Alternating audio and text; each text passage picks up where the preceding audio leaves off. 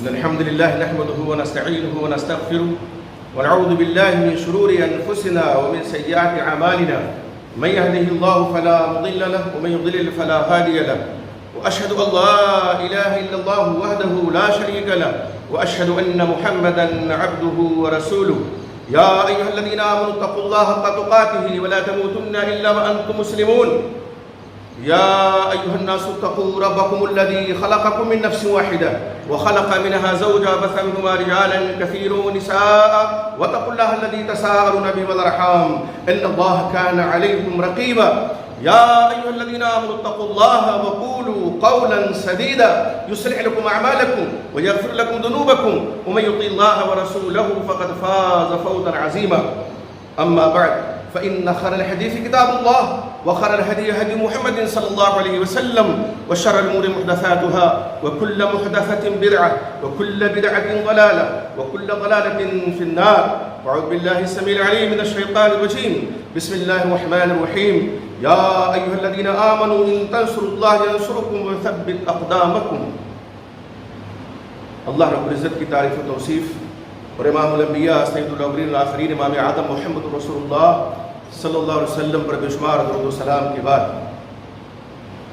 آج عید الفطر ہے اور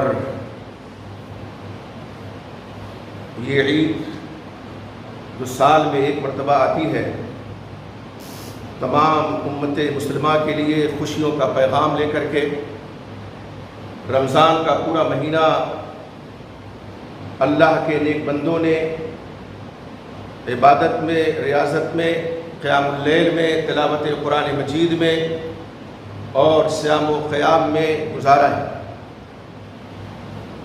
تو یہ جو مہینہ اللہ نے ہمیں عطا کیا تھا اور ماہ مبارک اپنی تمام برکتوں و سعادتوں کے ساتھ ہم سے رخصت ہو گیا. اب ایک سال کے بعد اللہ نے جس کے نصیبے میں یہ مہینہ لکھا ہوگا انشاءاللہ اس کو یہ مہینہ اور یہ ماہ مبارک ملے گا. لیکن ہمیں خوشی اس بات کی، مومنوں کو خوشی اس بات کی، اللہ کے نیک بندوں کو خوشی اس بات کی کہ یہ مبارک مہینہ جو ہمارے اوپر مسلسل ایک مہینہ تک سایہ فگن رہا، ہم نے اس سے فائدہ اٹھایا، اللہ کو راضی کرنے کی کوشش کی، توبہ کیا، استغفار کیا اور اللہ کے نیک بندوں میں جو روزہ رکھنے کی طاقت رکھتے تھے انہوں نے روزے رکھے. اس حساب سے یہ خوشی کا دن ہے.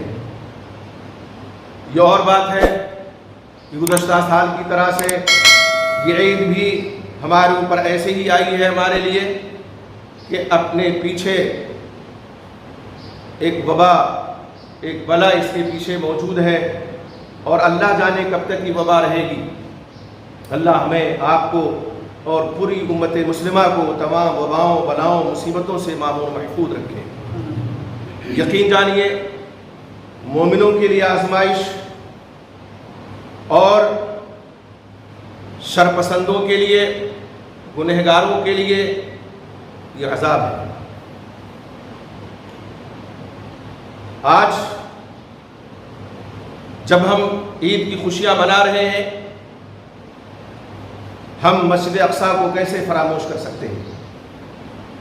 وہ مسجد جو ہمارا قبلہ اول، وہ مسجد جو انبیاء کی سرزمین، وہ مسجد کہ جہاں سے اللہ کے نبی محمد رسول اللہ صلی اللہ علیہ وسلم کو معراج ہوئی، وہ مسجد اقصیٰ جہاں امام الانبیاء سید الاولین والآخرین امام اعظم محمد رسول اللہ صلی اللہ علیہ وسلم نے تمام انبیاء کرام علیہ السلام کی امامت فرمائی، وہ مسجد جس کو عیسائیوں کے پنجے سے حضرت عمر فاروق رضی اللہ تعالیٰ عنہ نے آزاد کرایا، وہ مسجد کی بات میں جب غیروں کا قبضہ اس پہ ہوا تو اللہ رب العزت نے اپنے ایک مومن بندے کو، ایک شجاع اور بہادر بندے صلاح الدین ایوبی کو اس مسجد کو واپس لینے کے لیے اٹھایا، تیار کیا.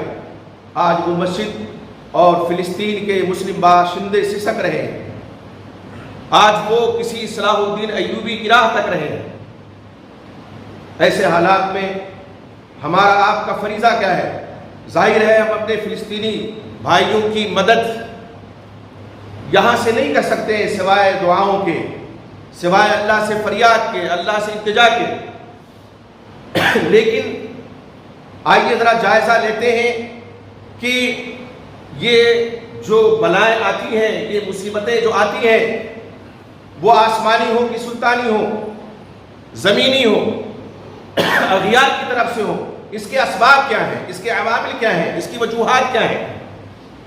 تاریخ کے اوراق کو پلٹیے تو عبرت کے لیے تاریخ میں بہت سے واقعات آپ کو ملیں گے جب جب مسلمانوں نے صراط مستقیم کو چھوڑا ہے، اللہ کے احکام سے روگردانی کی ہے، نبی اکرم محمد رسول اللہ صلی اللہ علیہ وسلم کی نافرمانی کی ہے، کتاب و سنت سے برگشتہ مسلمان ہوئے ہیں، تب تک اس طرح سے آزمائشوں کا شکار ہوئے ہیں۔ 7ویں صدی ہجری میں دیکھیے، بغداد جو مرکز علم تھا، بغداد جو علماء کا مرکز تھا، جہاں بڑے بڑے اساتذہ علم و فن پیدا ہوئے، وہ بغداد جو مسلمانوں کا دارالخلافہ تھا، وہ بغداد کہ جہاں سے بڑے بڑے علماء اٹھے اور آج بھی ان کی خدمات پوری دنیا میں موجود ہیں، اس بغداد پہ حملہ جو ہوا اس کے پیچھے کیا عوامل تھے؟ ٹھیک ہے، اس وقت کے بادشاہ خوارزم شاہ نے تاتاریوں کو، جو تاتاری تجارت کے لیے آئے تھے، قتل کروا دیا تھا، یہاں تک کہ تاتاریوں کے سفیر کو بھی قتل کروا دیا تھا۔ یہ ایک سبب تھا، لیکن صرف یہی ایک سبب نہیں تھا کہ تاتاریوں نے الغار کیا، حملہ کیا اور پورے بغداد کو تاخت و تاراج کر دیا، تہس نہس کر دیا، لاشوں کا انبار لگا دیا، اور اس طرح لاشیں بچھا دی مسلمانوں کی، انہوں نے لاکھوں کی تعداد میں کہ دفن کرنے کی جگہ نہیں، تعفن اٹھا، اسے ایک وبا پھیلی ان لاشوں سے۔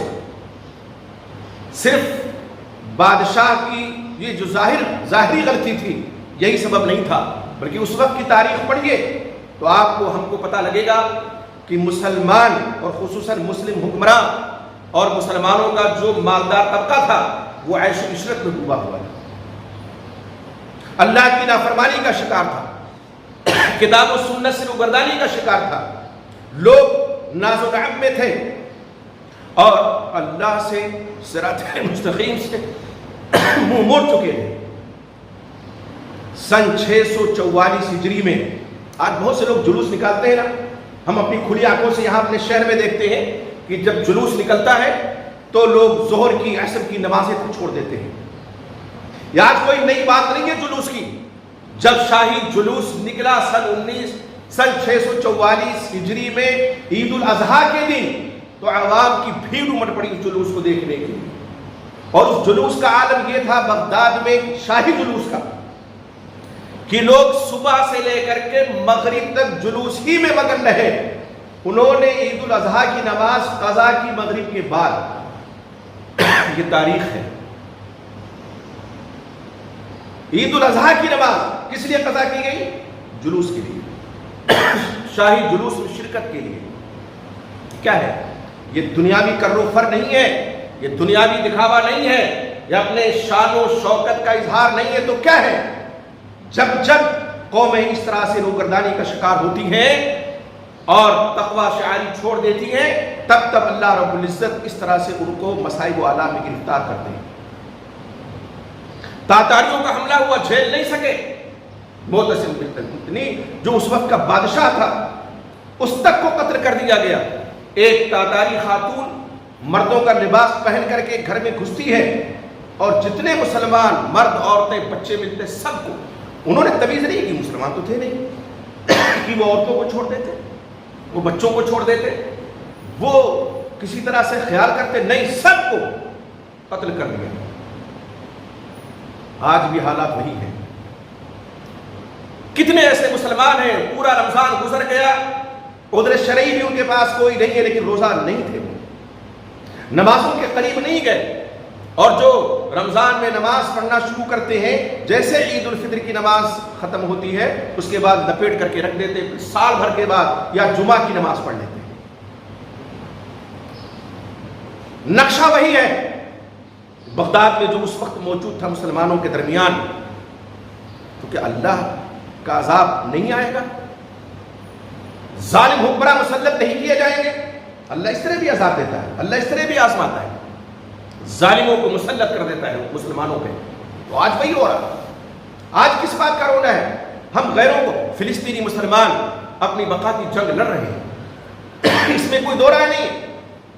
ہم دیکھتے ہیں کہ فیس بکی پہلوان باقاعدہ لنگر لگوٹ کس کر کے آتے ہیں، کچھ نہیں کر سکتے، وہ دعا کا ایک لفظ نہیں نکال سکتے فلسطین مسلمانوں کے لیے، یہاں سے بھی کچھ نہیں کر سکتے، لیکن وہ دوسروں کو الزام دیتے ہیں کہ مسلم حکمراں ایسے ہیں، فلاں حکومت ایسی ہے، فلاں حکومت ایسی ہے۔ تیاری بھی کی ہے حماس اور جیسی جو روافض تنظیمیں وہاں موجود ہیں فلسطین میں، انہوں نے کیا کیا؟ ایک زمانے سے تنظیمیں وہاں پہ موجود ہیں، اور عالم اسلام کا کروڑوں بلکہ اربوں روپیہ ان کے پاس اس وقت سے لے کر کے اب تک پہنچ چکا ہوگا، تعاون کی کوئی کمی نہیں ہے۔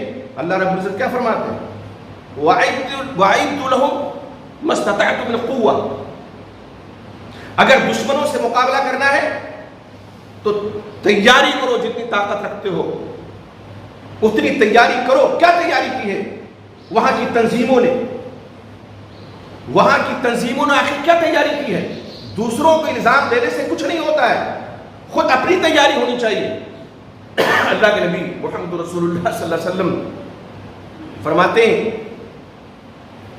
وَأَعِدُّ لَهُم مَا اسْتَطَعْتُم مِّن قُوَّةٍ وَأَعِدُّ لَهُم مَّا اسْتَطَعْتُم مِّن قُوَّةٍ، ان کے لیے تیاری کرو جتنی طاقت رکھتے ہو۔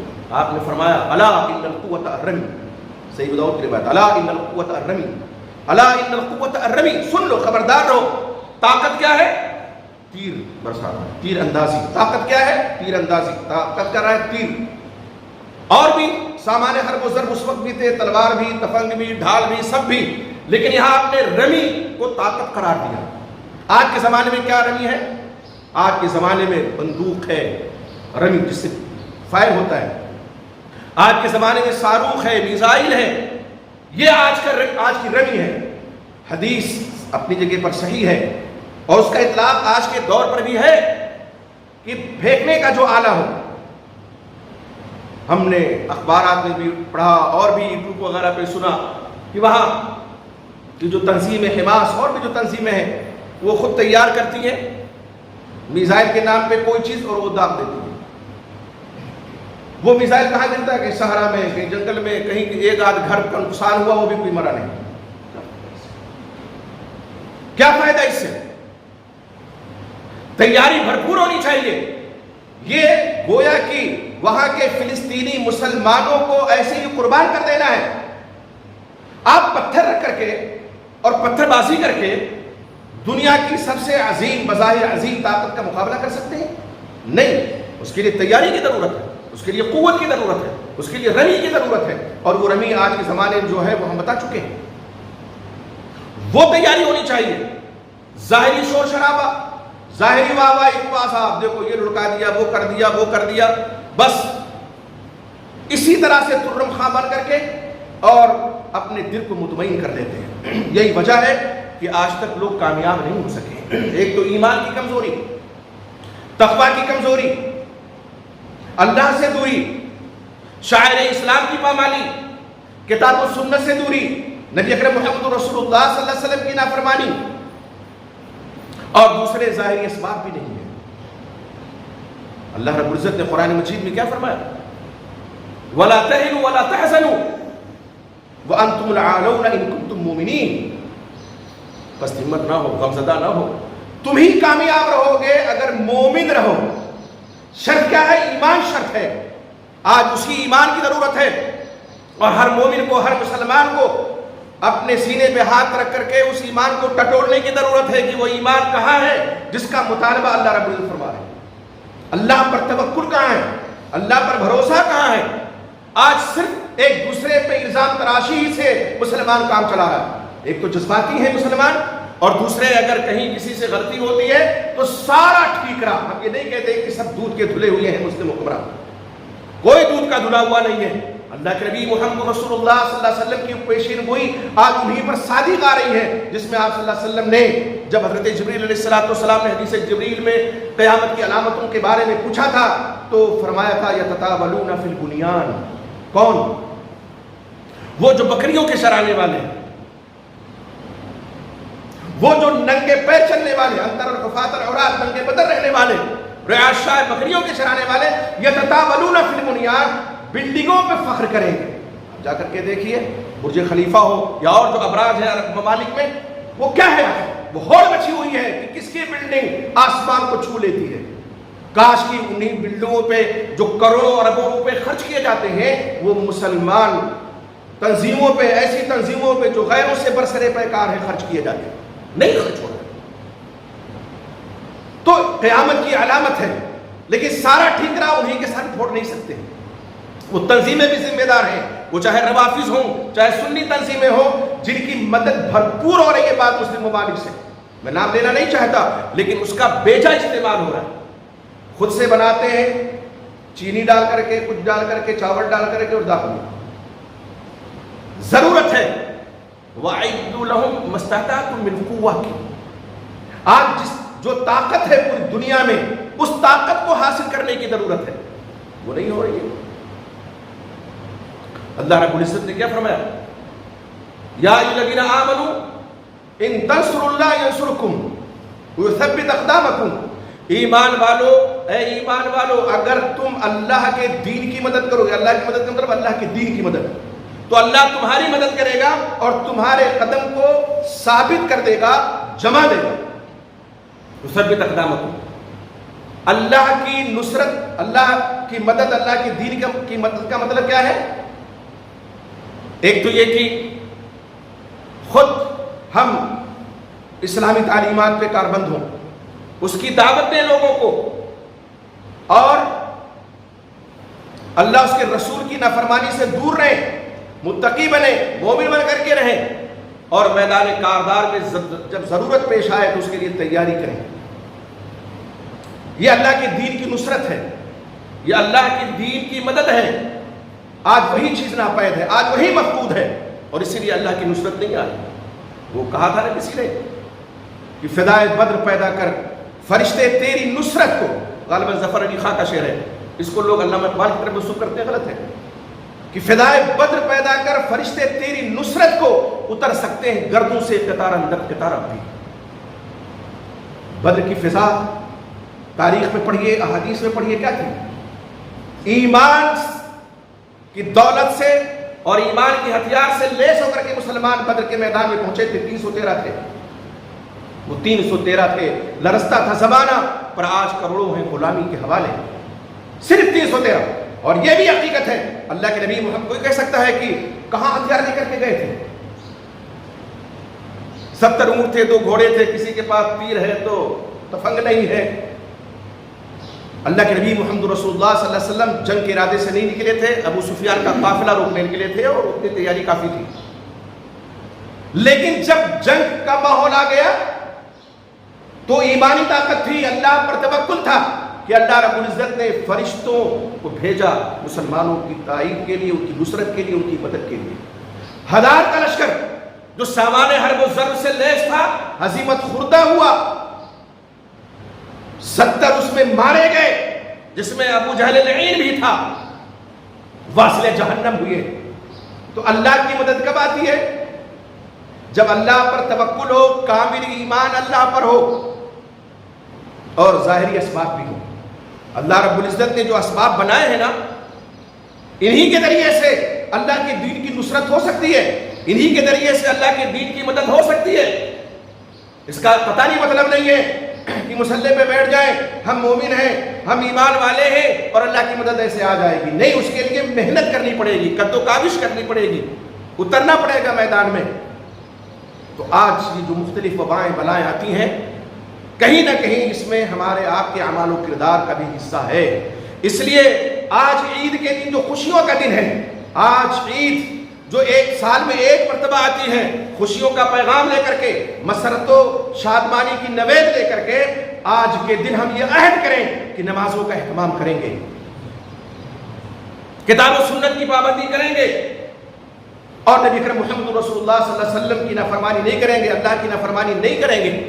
آج یہ عہد کر کے اگر مسلمان اٹھے عیدگاہوں سے، مسجدوں سے، یا جہاں بھی وہ نماز پڑھتے ہیں، آپ دیکھیے یہ ایمان کی طاقت ہوگی، یہ ایمان کی کشش ہوگی کہ اللہ رب العزت کی تائید و نصرت آج بھی اتر سکتی ہے، اور جو کچھ وسائل موجود ہیں ان کا استعمال کرنا چاہیے، اور جو مدد آتی ہے، خصوصاً فلسطین میں آپ دیکھیے، شام میں دیکھیے، شام وہ ملک جس کے بارے میں نبی اکرم محمد رسول اللہ صلی اللہ علیہ وسلم نے دعا فرمائی تھی، آج سارا تیر کسی ایک مخصوص ملک کی طرف موڑ دیتے ہیں لوگ، کسی کی غلطی ہے، روافظ کو نہیں دیکھتے۔ شام میں جو مسلمانوں کو قتل کیا گیا، ان کے مکان تباہ کیے گئے، تاخت و تاراج کیا گیا، ان کے گاؤں کو، ان کے شہر کو، اور آج بھی حال وہی ہے۔ اس میں سب سے بڑا حصہ ایک ملک کا ہے جو روافظ کا ملک ہے، ایران کا، میں کھلے بندوں کہتا ہوں۔ اور بھی یہ جو غیر ہے ان پر رونا کیا، جو اپنے آپ کا ہمارا ہونے کا دعویٰ کرتے ہیں، شکایت ان سے ہوتی ہے۔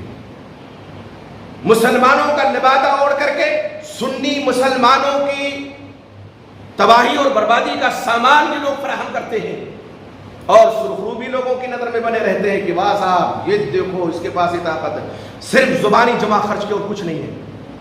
جب فلسطین پہ یہودی ملعون حملہ کرتے ہیں تو بیانات آتے ہیں مسلم حکمرانوں کی طرف سے، ہاں کسی کا بیان بڑا چوکھا جسے کہتے ہوتا ہے، بڑا تلخ ہوتا ہے، مسلمان کیا خوش، ہاں یہ اس نے بیان دیا ہے۔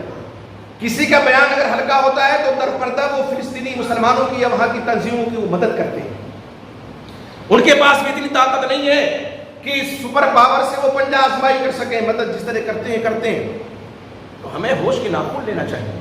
ہم کچھ نہیں کر سکتے، فلسطینی مسلمانوں کے لیے دعا تو کر سکتے ہیں یہاں بیٹھ کر کے، دوسروں کو کوسنے کے بجائے، دوسروں کو الزام دینے کے بجائے اپنے آپ پر غور کرنا چاہیے کہ ہم کتنا اسلام سے جڑے ہوئے ہیں، کتاب و سنت سے جڑے ہوئے ہیں، اللہ سے جڑے ہوئے ہیں، کتنا ہمارا رابطہ اللہ سے مضبوط ہے۔ آج یہ محاسبہ کرنے کی ضرورت ہے۔ فلسطین جو خون میں لثپت ہے، فلسطینی مسلمان جن پر یہودی ظالم آئے دن حملہ کرتے رہتے ہیں، مسجد اقصیٰ جو ان کے قبضے میں ہے، قبلہ اول جو ان کے قبضے میں ہے، ضرورت ہے کہ ہم اپنے فلسطینی بھائیوں کے لیے دعا کریں کہ اللہ تعالیٰ ان کو آزادی نصیب فرمائے، اللہ رب العزت ظالم یہودیوں کے پنجے ظلم و استبداد سے ان کو نجات بخشے۔ اللہ سے دعا ہے کہ اللہ تعالیٰ تمام مساجد کی، تمام مدارس کی حفاظت فرما، اللہ رب العزت مسجد اقصیٰ کی حفاظت فرما، قبلہ اول کی حفاظت فرما، حرمین شریفین کی حفاظت فرما۔ اللہ رب العزت تیرے آج بالا بندے ہیں، گنہگار ہیں، سیاہکار ہیں، لیکن اللہ تیرے در سے وابستہ ہیں، اللہ ہماری تائید و نصرت فرما۔ یقیناً ہمارا ایمان کمزور ہے، لیکن تیری رحمت اتنی کشادہ ہے کہ ہم تیری رحمت سے مایوس نہیں ہیں۔ اللہ ہمارے ایمان کو مضبوطی عطا فرما اور اپنی رحمت کا ہمارے اوپر سایہ فرما دے۔ اللہ رب العزت جہاں بھی دنیا کے جس خطے بھی مسلمان اللہ پریشان حال ہیں، اللہ ان کی پریشانی کو دور فرما۔ اللہ رب العزت جو بیمار کو شفا عطا فرما۔ اللہ ہمارے بھائی جو قرضدار ہیں، اللہ کوئی آسان سی تدبیر پیدا فرما دے، ان کا قرض دور ہو جائے۔ اللہ ہمارے مسلمان بھائی جو دنیا کے کسی خطے پریشان حال ہے، اللہ ان کی پریشانی کو دور فرما۔ اللہ ہم نے جن کے والدین یا والدین سے کوئی ایک جو حیات ہے، اللہ میں توفیق عطا فرما، ان کی خدمت کر کے ہم تیری رضا حاصل کرنے۔ اللہ میں جن کے والدین یا والدین سے کوئی ایک جو وفات پا چکے ہیں، اللہ ان کی بال بال فرما۔ اللہ مومن مرد مومنہ عورتیں جن کی وفات ہو چکی ہے، اللہ رب العزت ان کے گناہوں کو معاف فرما، ان کی بخشش فرما۔ اللہ رب العزت یہ وبا جو آج مسلط ہے، اللہ اس کا خاتمہ فرما دے، اس کو ہم سے اٹھا لے۔ اللہ رب العزت ہمیں تمام وباؤں بلاؤں آسمانی سلطانی مصائب و آلام سے محفوظ فرما دے۔ اللہ ہم آزمائش کو جھیل نہیں سکتے ہیں، اللہ ہمیں تمام آزمائشوں سے نجات عطا فرما۔ اللہ رب العزت یہ وائرس اور یہ وبا جو پوری دنیا کو اور خصوصاً ہمارے ملک کو اپنے لپیٹے میں لی ہوئی ہے، اللہ اس سے اس ملک کو آزاد فرما دے۔ اللہ یہ وطن ہمارا پیارا وطن ہے، اس وطن کی حفاظت فرما۔ اللہ رب العزت ہمیں اس وطن میں عزت و آبرو کی زندگی نصیب فرما، ظالموں کے ظلم و ستم سے معمون محفوظ فرما دے۔ آمین۔ تقبل اللہ۔